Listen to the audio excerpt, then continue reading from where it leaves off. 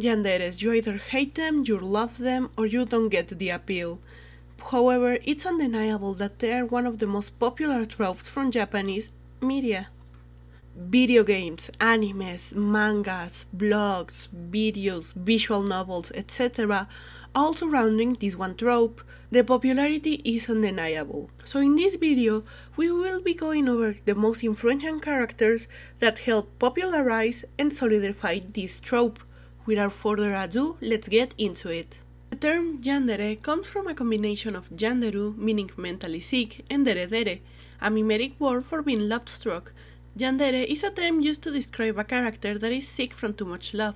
They become so attached to their love interest that it's impossible to let go, and they might begin having insane thoughts or doing immoral things to prove their relationship, such as stalking, threats, or overall violence to anyone who threatens their relationship. The first yandere character is said to be Lady Rokuyo from the 1021 novel The Tale of Genji.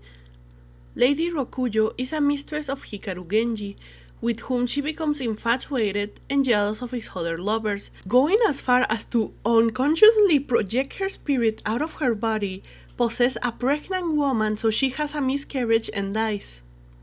Yeah. Debuting in the early 90s, Yukako Yamashi from JoJo's Bizarre Adventure is widely considered one of the earliest, if not the first true yandere character in manga. Quick side note, since this is a Japanese and / anime manga originated trope, I'm not going to be taking into consideration things like the novel from Stephen King that actually inspired Yukako, nor mythology. So I will be sticking mostly to Japanese or Japanese-inspired media for this video. Yukako is a very beautiful girl that seems sweet and innocent until she has a very violent outburst. She's stubborn, prideful, and obsessive over the things she likes. When her feelings for Koichi are rejected, she kidnaps him and attempts to brainwash him before getting neutralized and redeemed. We can already see some of the most popular elements from this trope on Yukako. A schoolgirl, beautiful, sweet but psycho, and even the usual kidnapping. However, Yukako isn't really noticed in the yandere community or loved, mostly because these attitudes aren't romantic in any way, or sexualized.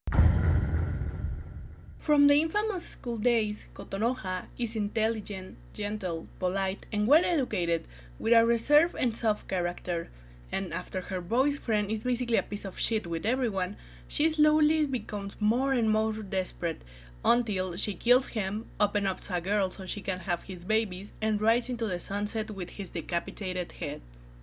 And we see the same tropes again: high school girl, pretty, nice, and shy. She's often considered one of the characters who helped popularize the trope in Japanese media, but like Yukako, she isn't considered one of the queens of yanderes, since these attributes aren't romanticized and the whole anime is insane start to finish.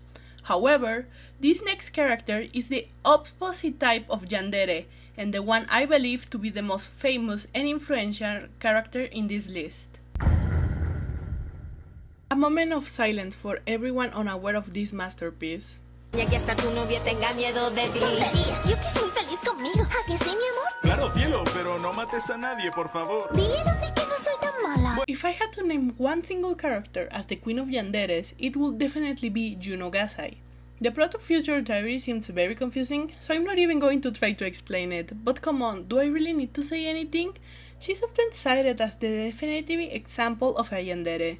Someone who is loving and gentle, but suddenly becomes deranged, violent, or brutal, alongside that outward romanticization and sexualization of her mental illness. Plus, her face is just so iconic, and that could have been all. The peak of yanderes would have remained a thing from Japanese pop culture and anime online spaces, if it wasn't for one little game. Yandere Simulator. Either you love it, hate it, or just watch from afar to see how everything burned. With a demo in 2014, Yansim quickly became a big success, mostly thanks to Let's Play YouTubers, and it's easy to see the appeal. You play as this girl with an honestly kinda cool lore for her genderism, and you have to kill 10 rivals competing against a deadline for your senpai's love. befriend them, set them up with someone else, kill them in horrendous ways while you avoid being caught. With very funny mobs and features, it's like GTA but you're an anime girl. This game is what popularized yanderes in the Western mainstream media. In fact, that's how I got introduced to this trope.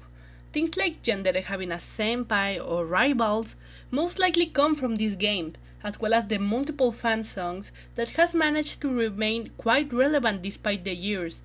And maybe it's because the game isn't fucking out yet. We are never getting this game completely, I have already resigned to it. Maybe Yandep will lose interest in this game once it turns 18. Who would have thought that many years later, people will still have an itch for yanderes? All over YouTube and TikTok are escape yandere girlfriend games, visual novels, webcomics, more games, more visual novels, roleplay blogs, SMR videos. It's very clear that this trope isn't going anywhere soon. Now, not every unhinged girl with a big knife is a yandere, so I'm hesitant to call characters like Himiko Toga or Yuri yanderes, because even if they do fit into some of the criteria very well, I have to ask, are these characters supposed to be this trope, or are they just very mentally ill and unstable girls? Which brings up one of the main complaints about this trope, and any dark romance stuff, really. It romanticizes and demonizes mental illness at the same time, as well as horrible things, such as stalking, kidnapping, or even assault. And even if it's kind of expected from horror media to deal with dark topics, yanderes definitely do it in a very weird way where they're trying to defend it, make it seem like something that you will desire to happen to you, so it's understandable why many people hate this trope so much. Not every slightly violent or stable girl is a yandere, so while I'm willing to give Yuri the benefit of the doubt of her being a yandere because it does give the trope a very fun spin, also Monica is there, but meh. So that's pretty much it. The yandere trope isn't going anywhere soon. I mean, if you want something, just go into IGO and there's thousands and thousands and thousands of games, especially now that it has become a lot more mainstream. I hope that in the future we get another big project that adds something new to the formula, or at least manage to stay in the same iconic level as its successors.